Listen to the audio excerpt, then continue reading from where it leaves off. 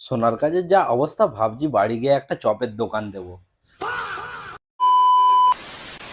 সারাদিন বসে থেকে দেখি আবার খাবার সময় হয়ে গেছে। এদিকে মিঠুনদা ভাতের পাহাড় নিয়ে হাজির। খাবার সময় মনে পড়ে গেছে জামা প্যান্টগুলোকে কাচতে হবে। গিয়ে দেখি জামা প্যান্টগুলো দিব্যি মরে ভূত হয়ে গেছে। পাড়ার বৌদির সাথে ধরা পড়লে যেমন গণপিটুনি দেয়, তেমন জামা প্যান্টগুলোকে এখন গণপিটুনি দিয়ে দিয়েছি।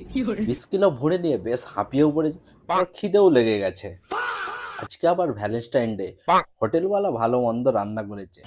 পলিথিন খোলার আগেই বেগুন ভাজা বেরিয়ে উকি মারছে। খুলে দেখি বেগুন ভাজা, ডাল, শাকের তরকারি হয়েছে। ভালো মন্দ কিছুই হয়নি। হোটেলওয়ালা আমাদের সাথে স্ক্যাম করলো। নেতারাও এতটা স্ক্যাম করেনি ভোটের আগে। আস্তে করে কেটে পড়ি বাবা, নাহলে আবার জেলে ভরে দেবে।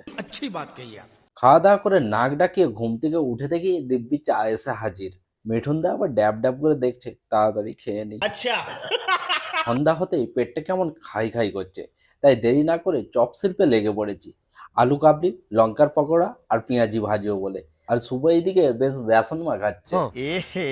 रहा नहीं जाता तड़प ही ऐसी है ना। আর আমি সবজিগুলোকে কাটতে লেগে পড়েছি।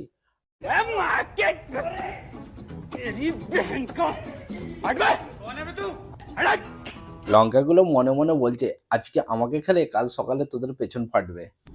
তেল গরম হতে আলু কাবলিগুলো ভাজছি, বেশ ভালোই ফুলছে।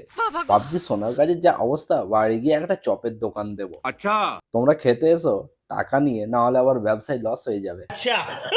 সবগুলো ভাজার আগেই শুভ আর মিঠুন অর্ধেক খেয়ে নিয়েছে, আর বলছে সেকেন্দ্রাবাদেই একটা দোকান লাগিয়ে দাও। ভাজা হতেই এক থালা মুড়ি নিয়ে বসে পড়েছি। ভাজিয়াগুলো কেমন হয়েছে জানিও। এবার আমি খেয়ে নিই।